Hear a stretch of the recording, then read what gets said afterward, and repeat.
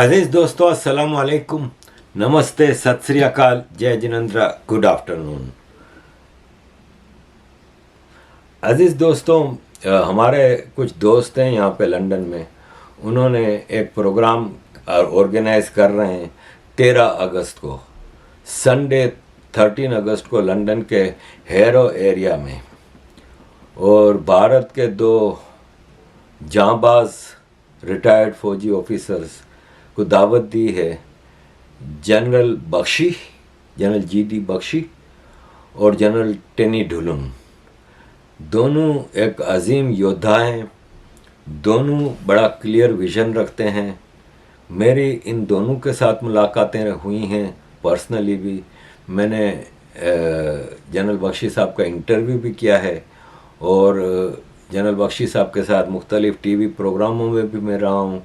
मैं जब भारत आया था तो गुड़गांव में पहले ही दिन पुष्पेंद्रा जी मुझे एक प्रोग्राम में लेके गए थे। वहाँ पे जनरल बख्शी साहब से मुलाकात हुई थी और पूरी शाम उनसे अच्छी बातचीत हुई थी। और जनरल ढिलोन साहब के साथ जब विवेक अग्निहोत्री जी ने कश्मीर फाइल्स का प्रीमियर शो रखा था दिल्ली में, वो मेरा लास्ट डे था इंडिया में, तो मैं भी इनवाइटेड था और वहाँ पे जनरल ढिलोन साहब से मेरी मुलाकात हुई थी। दोनों बहुत गर्म जोशी से मेरे साथ मिलते हैं और मोहब्बत वाली शख्सियत हैं। ये दोनों को ला रहे हैं हमारे कुछ दोस्त लंदन में, ताकि वो हमें यहाँ पे एनआरआईज़ को, इन फ्रेंड्स ऑफ इंडिया को, दिल से भारतीय लोगों को कुछ ज्ञान दें, कुछ चीज़ें बताएं। जनरल ढिलोन साहब कश्मीर में काफ़ी एक्टिव रहे हैं और आर्टिकल 370 का जब एब्रोगेशन हुआ था तो वो कश्मीर में ही थे शायद, तो काफ़ी जानकारी मिलेगी। तो यूके में रहने वाले या यूरोप के दूसरे मुल्कों से भी अगर कोई आना चाहे तो ज़रूर आप इसमें शरीक हों। इसकी पब्लिसिटी मुख्तलिफ जगहों पे है। इस पोस्टर के नीचे मोबाइल नंबर भी 2 दिए हुए हैं, ईमेल एड्रेस भी दिया हुआ है, और आप इसमें अगर पार्टिसिपेट करना चाहें तो ज़रूर पार्टिसिपेट कीजिएगा। अजीज़ दोस्तों, 14 जुलाई फ्रांस का नेशनल डे है, फैट नेशनल, इसको इंग्लिश में बास्टिल डे भी कहते हैं। और इसकी ऐसे ही सेलिब्रेशन होती है जैसे भारत में 26 जनवरी की होती है, जो 15 अगस्त की होती है। और भारत में लाल किले पे झंडा लहराया जाता है, परेड होती है, सब कुछ होता है। ऐसे 14 जुलाई को फ्रांस में होता है। मेरा अडॉप्टेड कंट्री है। ये मैं समझता हूँ कि अब ये मेरा मरते दम तक का कंट्री फ्रांस है। और मैं ये नेशनल डे मेरे लिए भी बहुत खुशी का दिन है कि ये फेस्टिवल का दिन होता है फ्रांस में। एफिल टावर के सामने तकरीबन 1 लाख से ज़्यादा लोग जमा होते हैं, कंसर्ट्स होते हैं, डांस होते हैं। रिसेंट में जो फ्रांस में जो हंगामे हुए थे, जो जलाओ घेराव पथराव हुआ था, उससे काफ़ी खौफ की फ़िज़ा थी। लेकिन प्रेसिडेंट एमेनुअल मैक्रोन ने अभी नेटो के लीडरशिप समिट जो हुई थी लिथुआनिया में, तो वहाँ पे उन्होंने कहा था कि किसी को इजाज़त नहीं दी जाएगी कि कोई गड़बड़ करे, किसी को इजाज़त नहीं दी जाएगी कि जो लोग सेलिब्रेट कर रहे हैं फ्रेंच नेशनल डे, उनके अमन, इनके सुकून को बर्बाद करे। और इसके लिए फ्रेंच अथॉरिटीज़ ने 1,30,000 फौजी, मतलब पुलिस और जनदारमेरी, मैंने आपको पहले बता चुका हूँ कि जनदारमेरी जो है ना वो स्पेशल फोर्स होती है, जैसे भारत में पुलिस होती है, सीबीआई होती है, ऐसे ये सीआईडी के लें, एफबीआई के लें, इसको कोई भी नाम, फ्रांस में इसको, और बेल्जियम में भी जनदारमेरी होती है। ये जॉन दे आर्म होता है। जॉन मतलब पीपल, आर्म मतलब आर्म। तो पुलिस और जनदारमेरी के तकरीबन 1,30,000 लोग उतारे जाएंगे। थर्सडे इवनिंग से लेकर सैटरडे मॉर्निंग तक 1,30,000 फोर्सेस स्ट्रीट्स पे रहेंगी पेरिस और इसके सबर्ब्स में। पेरिस का जो मेन सेंटर होता है ना, जैसे यहाँ सेंट्रल लंदन है, उसकी जो कौंसल होती है उसको इल दे पेरिस कहते हैं, इल दे फ्रांस कहते हैं। इल फ्रेंच में आइलैंड को कहते हैं, जजीरे को कहते हैं। तो पेरिस इज़ नॉट जजीरा, लेकिन उसको फ्रांस का जजीरा प्यार से कहते हैं। तो इल दे फ्रांस जो कौंसल है वो स्पेशली 10,000 पुलिस वाले खाली सेंटर में गलियों में घूमेंगे, हज़ारों पुलिस वाले स्कूटरों पे घोड़ों पे चलेंगे, और आसमान में हेलीकॉप्टर नॉर्मल से ज़्यादा होंगे, और टोटल सिक्योरिटी का बंदोबस्त किया गया है। और ये ऐसे भी है कि प्रेसिडेंट मैक्रोन का एज ए प्रेसिडेंट ये टर्म है ना, इसमें पहली बार किसी भी फॉरेन हेड ऑफ गवर्नमेंट को एज ए गेस्ट बुलाया गया है।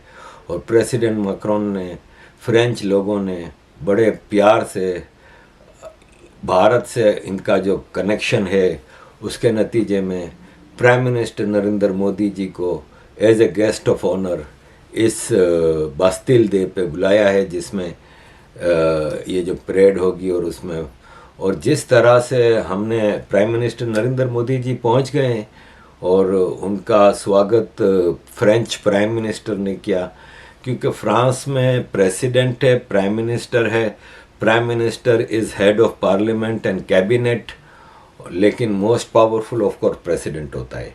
तो नरेंद्र मोदी जी जब रवाना हो रहे थे, इससे पहले फ्रांस के एक टॉप मैगज़ीन है लो इको को एक भरपूर इंटरव्यू दिया, और उसमें उन्होंने बताया कि मैं वहाँ पे प्रेसिडेंट ऑफ सेनेट, जिसको पाकिस्तान में चेयरमैन सेनेट कहते हैं, प्रेसिडेंट ऑफ पार्लियामेंट, जिसको पाकिस्तान में स्पीकर नेशनल असेंबली कहते हैं, फ्रेंच प्रेसिडेंट इमैनुअल मैक्रोन और प्राइम मिनिस्टर से मुलाकातें करूंगा।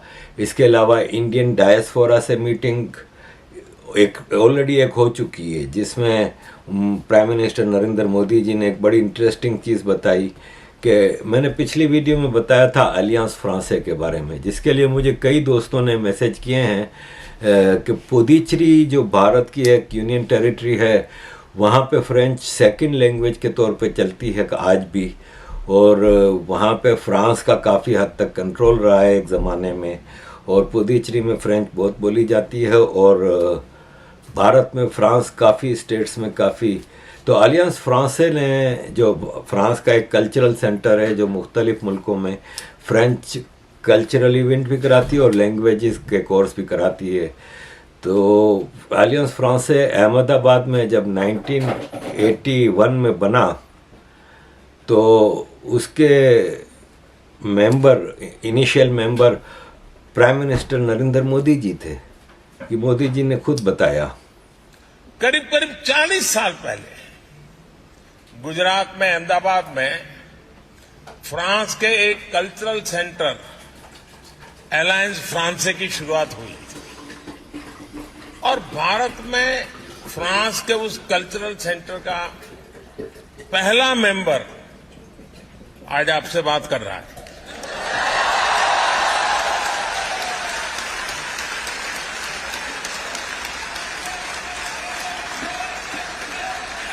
इस बात की है कि कुछ साल पहले फ्रांस सरकार ने पुराने रिकॉर्ड में से मेरा वहां का आई कार्ड वो निकालकर उसका जेरोक्स मुझे दिया था,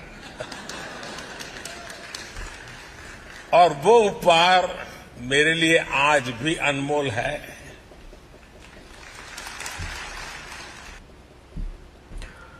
तो अजीज दोस्तों, इंडियन डायस्पोरा से मोदी जी ने मुलाकात की, और आपको पता है कि इंडियंस जो विदेश में रहते हैं, एनआरआईज जो हैं, वो सही मानों में जानते हैं मोदी जी की क्या पोजीशन है, क्या कदर है।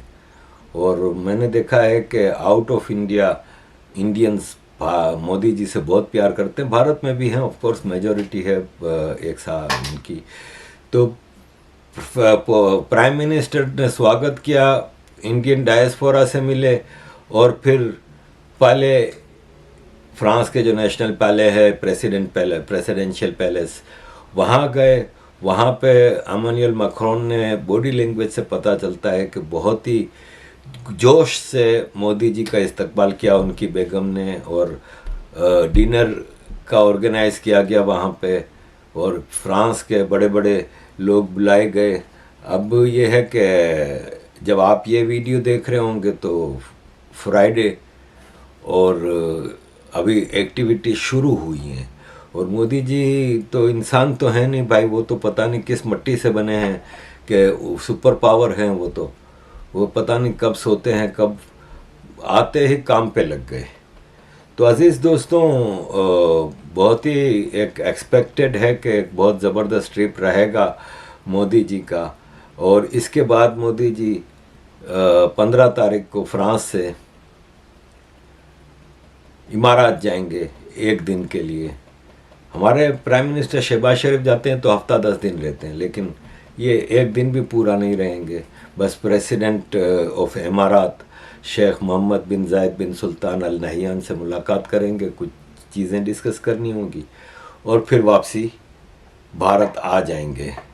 आपको मैंने पिछली वीडियो में बताया ही था कि ख़रीदारी के लिए राफेल जहाज़ और सबमरीन और ये सब चीज़ें हैं, और मज़ीद ये है कि अपना और भी कुछ डील्स होंगी, क्योंकि वन साइडेड एग्रीमेंट्स नहीं होते। फिर भारत को भारत भी फ्रांस को कुछ देगा, और इसके अलावा कुछ स्टूडेंट्स के एजुकेशनल, उसके कल्चरल ट्रांसफ़र्स और काफ़ी चीज़ें डिस्कस हुई भी हैं और अभी होनी हैं।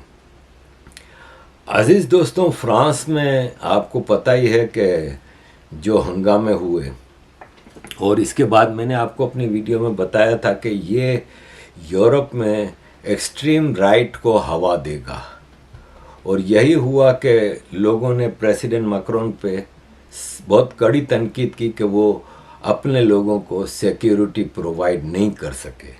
एक इतनी बड़ी पावर होने के बाद अगर अपने ही लोगों को अपने ही मुल्क में सिक्योरिटी नहीं दे सके, तो उस पर फिर एक पोल हुआ, और उस पोल में एक्सट्रीम राइट के लिए वोटिंग ज़्यादा हुई है।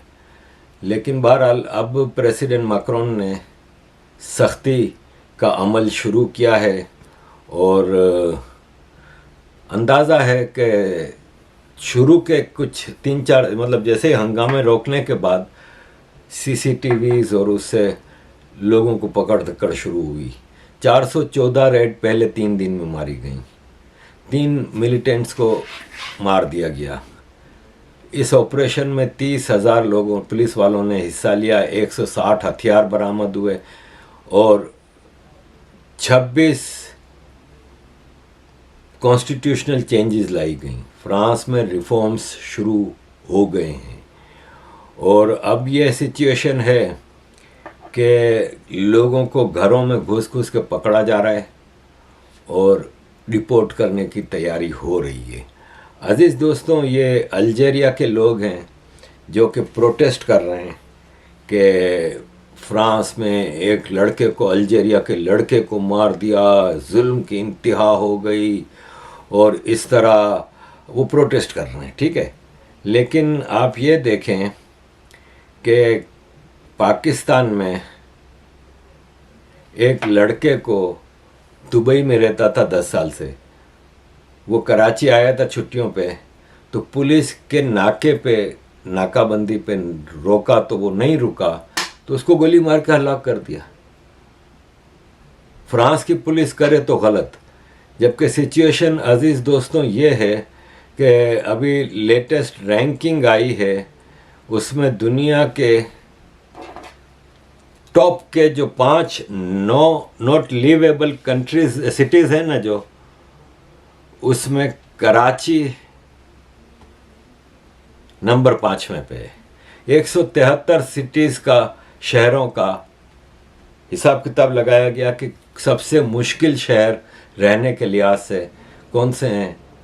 तो आपको सरप्राइज़ नहीं होना चाहिए कि टॉप 5 सिटीज़ जो हैं ना, जो सबसे बुरे शहर हैं पूरी दुनिया में, वो 5 के 5 मुसलमान हैं। Lagos, Algiers, Tripoli, Damascus.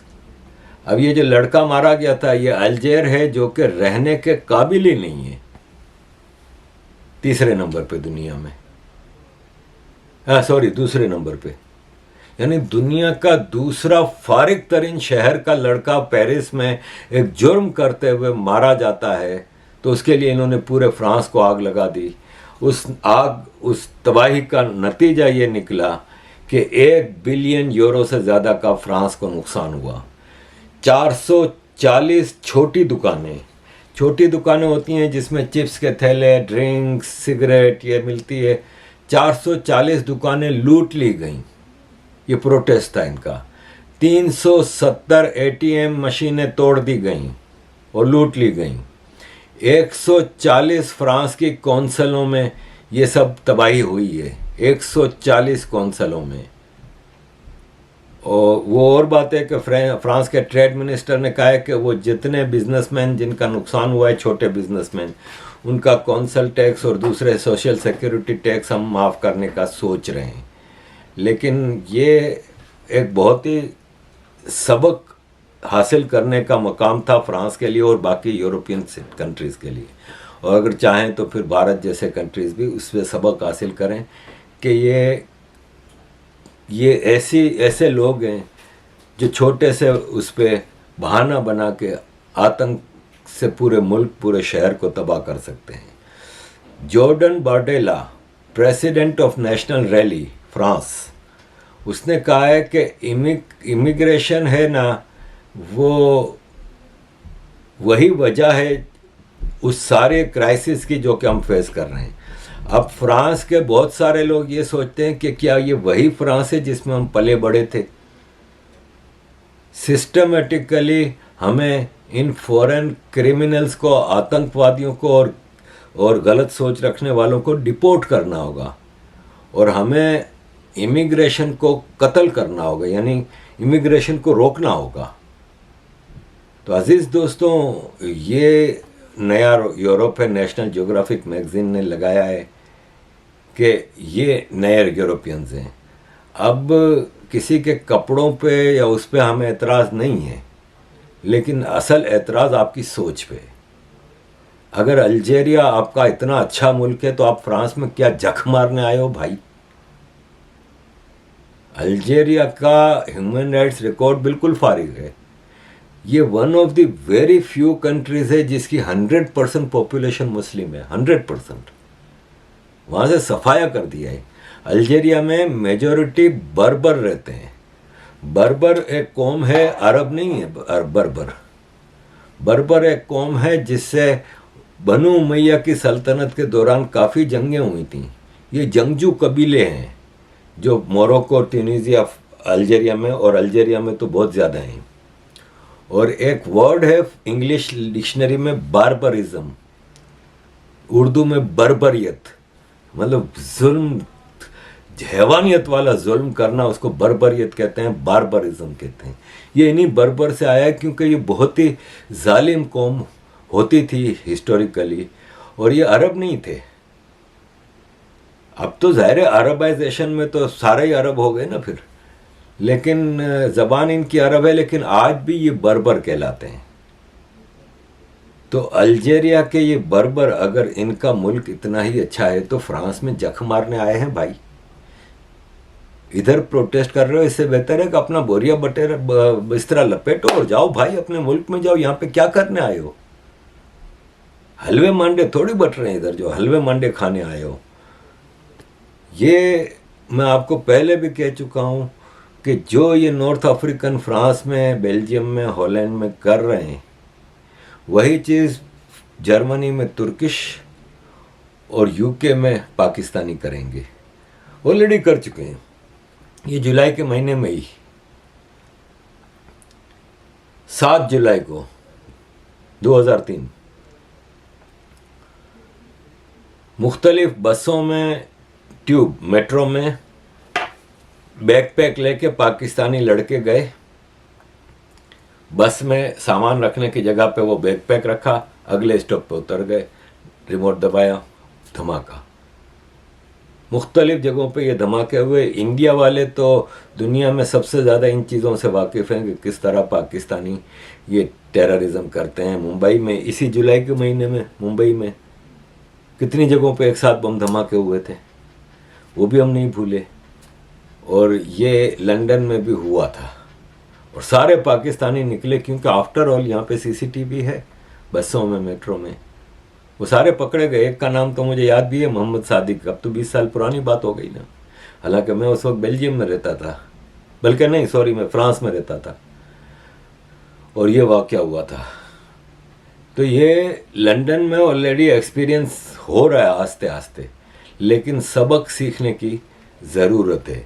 France में प्रेसिडेंट मैक्रोन ने एक नया लॉ इंट्रोड्यूस कराया है, जिसमें पुलिस को ये चीज़ की इजाज़त होगी कि एक टेक्नोलॉजी है पुलिस के पास, जिससे वो आपके मोबाइल का कैमरा ऑन कर सकते हैं, किसी वक्त भी मोबाइल का माइक्रोफोन ऑन कर सकते हैं और मोबाइल की लोकेशन चेक कर सकते हैं ऑन द स्पॉट। उससे ये होगा कि क्रिमिनल्स और आतंकवादियों को ऊपर नज़र रखने में आसानी होगी। और ये लैपटॉप और आईपैड और जो टैबलेट्स होती हैं लोगों के पास, उन सब की ये पूरा system, camera, microphone, GPS system, ये सब पुलिस चेक कर सकती है। और इसको अलाउ करने का एक रेजोल्यूशन एक फ्रांस की गवर्नमेंट ने एक सुझाव दिया है, जिस पे ह्यूमन राइट्स ऑर्गेनाइजेशंस, आपको पता है कि ये एनजीओज ऐसे ही मौक़ों पे आ जाते हैं जब कोई आतंकवादी कुछ करता है। जब ये फ्रांस पूरा जल रहा था तो एक एनजीओ ने नहीं बोला कि मुसलमानों क्या कर रहे हो, नॉर्थ अफ्रीकनों क्या कर रहे हो तुम। एक एनजीओ, एक ह्यूमन राइट्स, ये जैसे ही इंट्रोड्यूस कराया सारे एनजीओ शुरू हो गए, ओ ये तो प्राइवेसी के खिलाफ है, इससे तो आम आदमी की ज़िंदगी खतरे में आ जाती है, उनकी प्राइवेसी खतरे में आ जाती है, पुलिस जब चाहे जिसको चाहे देख सकती है, ये तो बहुत गलत बात है, ये होना नहीं चाहिए, ये वो। तब फ्रेंच गवर्नमेंट ने ये चीज़ कोर्ट में पेश कर दी है कि अगर जज इजाज़त देता है तो हम ये इंट्रोड्यूस कराएंगे। तो मैं देखें, ये पुलिस वाले की बात सुने, ये कह रहा है कि हमको मारने के लिए आ रहे थे, ये जितने भी नॉर्थ अफ्रीकन थे ये हमें मारने के लिए आ रहे थे। It's difficult to explain. People talk about riots, but for those of us who have to deal with it, they aren't riots, it's war. The people who are standing in front of us are there to kill us. They have Molotov cocktails, they have stones, they come to within 3 meters in front of us. They have enormous paving stones which they throw at us to try to kill us, not to play with us. They are there to kill us. तो अजीज़ दोस्तों, ये सख्त कानून होते हैं of course, इससे आम आदमी, लेकिन फिर आम आदमी की सुरक्षा भी तो होती है ना, क्योंकि आफ्टर ऑल हमने देखा है अच्छे बुरे लोग हर फील्ड में हर जगह होते हैं, लेकिन हमारे यहाँ पे यूरोप में, फ्रांस, बेल्जियम, इंग्लैंड वगैरह की पुलिस में इतने ज़्यादा नेगेटिव लोग नहीं हैं, बहुत ज़्यादा मेजॉरिटी।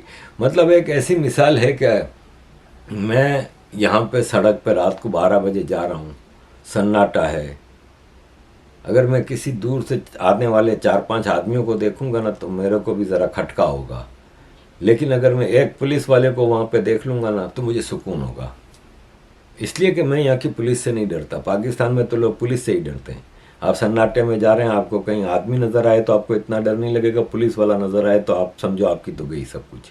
वो आपको रोक के तलाशी लेंगे, कोई झूठा केस डाल के अंदर कर देंगे, आपके घर वाले छुड़ाने आएंगे। लेकिन यहाँ की पुलिस से कम से कम इतना ज़्यादा हम कोई वो नहीं, यहाँ पे हम पुलिस से अपने आप को समझते हैं कि हमारी सिक्योरिटी हो रही है। तो मैं समझता हूँ कि, और ये फ्रेंच गवर्नमेंट ने ये कानून 6 महीने के लिए मांगा है, तो मैं समझता हूँ कि इससे क्या होगा कि एक ऑपरेशन काइंड ऑफ चीज़ हो जाएगी और उससे पूरे फ्रांस में ये लोग छांटी कर लेंगे कि कौन साला आतंकवादी है जिसको वापस भेजना है, जिसको सज़ा देनी है, जिसको जो भी करना है।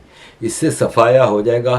सारे मुसलमान अगर गलत नहीं है तो फिर उनको डरना नहीं चाहिए। हैविंग सेड दैट, अजीज़ दोस्तों, thank you very much for all your support. Kindly keep supporting.